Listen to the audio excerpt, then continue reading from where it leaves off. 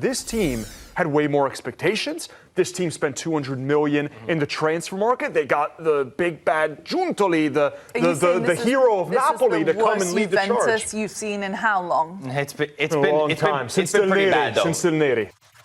Well, we know that Juventus had to change after Max Allegri, but here's the comparison after last season under him when they had 59 points with 17 wins. The biggest difference, though, as you can see, was the amount of draws. Grella, you said that this game was a statement in terms of the showing that he has lost the locker room now. Do you see any way back, or what do you see the future of Juventus, even to finish out this season before they make a change like you think they will? You don't need to be a genius to see when the team doesn't fight for you anymore. There was no reaction from the goals, right? And then the halftime comes and you think, okay, in the second half, surely there's going to be a reaction. No reaction again. In the last 10 minutes, they're getting Olayed. There's an Olays and you're down 3-0, and he's subbing on defenders, right?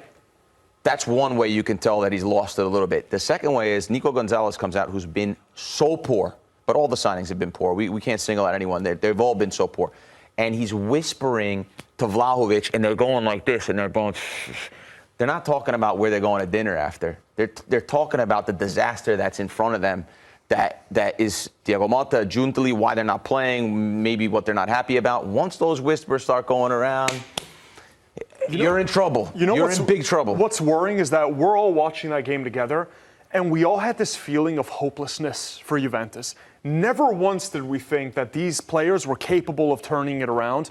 Never once did we say, oh, look, there's like something brewing here. Maybe they can get one goal early on in the second half and turn it into a game. You just had this dire feeling of a team that had completely checked out mentally and that had no belief themselves that they were even going to come back from this. And it is, I mean, ring all the alarm bells that you can find to come back after that horrible beatdown against Atalanta at home, a historic one that hasn't happened in 60 years, that result, and followed it up with this, and you see the signings. I mean, this reminds me of Del Neri's Juventus, but Del Neri's Juventus, that was a period that they were buying players from like El Malaca Martinez from Catania, Simone Pepe from Udinese, Milos Krasic. Like, that was a completely different team. This team had way more expectations. This team spent $200 million in the transfer market. They got the big bad Giuntoli, the hero of Napoli, to come and lead the charge. Juventus you've seen in how long? It's been Del pretty bad, though. Since Del Neri. Juventus have been in a bad place for a while, right? And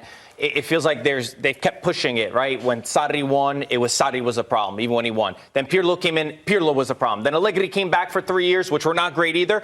Allegri was a problem. And now it's fallen on Thiago Motta. And I think you could put the tactics aside and you just see the team has no heart. There's no soul. There's nothing from them. And in all the high-pressure moments of this season, the team crumbled. In the Champions League, where they should have gone through, they cracked. Against Empoli in the Coppa Italia, which the Coppa Italia, at least it could say, all right, we lifted a trophy. They lost to Empoli's cheat team. Then last week against Atalanta, where there was finally a little bit of hope. Okay, yes, we argue if Juventus could have been in the Scudetto race. The point is you are 6 points away from first place. Any Juventus player should think, oh, we have a chance if we win this game. Once again, they crumbled. They crumbled like nothing. So to me, that has been poor, but it's also the reaction. When I hear Thiago Motta and I hear Locatelli, the captain of Juventus, say, oh, you guys put us in a Scudetto race that we didn't have. I mean, you play for Juventus. You play for one of the most important teams in the season in Italy. And you don't feel like this season is still salvageable, and now you've fallen out of the top four. I've been on the Thiago Motta. I thought Thiago Motta was the right solution coming into the season. I didn't think Allegri would be good to continue with. And it's slowly dipped off, and we have not seen... Are you off the train now? Are you off the Thiago Motta train? I don't think that he's the only thing to blame. I'll throw that out there. I think that he's a coach that did really well at Spezia. He did really well at Bologna. He could go on and have a very good career, but I don't think... I'm answering the question the right way. It's not one thing. It's not just Thiago Motta. But has his stock the Juventus team, the Juventus management has not put this team in the position to succeed. But it's hard to say that you have confidence he's the guy going forward to build the project. And then Vincenzo Italiano takes over for Bologna, and they're playing better football right now than they did at any point under You guys hated Motta. Italiano. Now you're saying Italiano's better? We never hated it. Yes, you guys did. said that You're he has an saying that obvious Italiano was not good. He has an No, obvious we Achilles said the heel. truth about Italiano. He has one way of playing. But right now, Nah. it's not like Bologna has dropped off a cliff. Bologna just And they leapfrogged lost- Juventus. they lost some of their They just went into biggest the top I know, four. right? I know. And the fact that there was no response from Juventus, even for that, even for it's like, okay, we got humiliated in the Coppa Italia. We got knocked out by PSV, a team that we should have smashed in Champions League. And then you have the Atalanta result, but then you have this game against a Fiorentina team that is heavily flawed under Raffaele Palladino, a manager that, by the way, is on the hot seat, that a lot of people think should He be shouldn't gone be on the hot at seat. They also But he should- has been on the hot seat. You don't Yeah, think but so? I think Their it's form has wrong. been going like this. Four wins in Marco. 14 coming into today. I think it's Not wrong. He's one that's not been the problem at Fiorentina. He's a great They had a lot of manager. I like Palladino. new players come in. He's one of the youngest managers. I see his team have a clear idea. They get the response again today. He's got them forward in the Conference League once again. So But you agree it's that not there's all been on one thing. voices about him. Absolutely. The point is, I just think that it's wrong. Fiorentina have come into this game in very poor form, right, in 2025.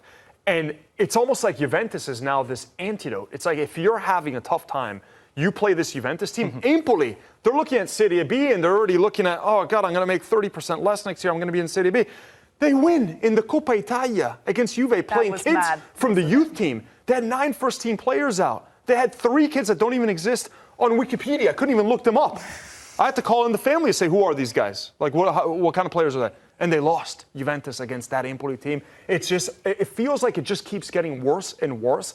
I feel bad for the fans to have to tune in after the Allegri stuff, that you couldn't enjoy your football watching that Juve under Allegri. And then there's a little bit of excitement with all the signings. we've even seen them protesting out the stadium before this loss. You can't imagine what it's going to look like tonight in Torino.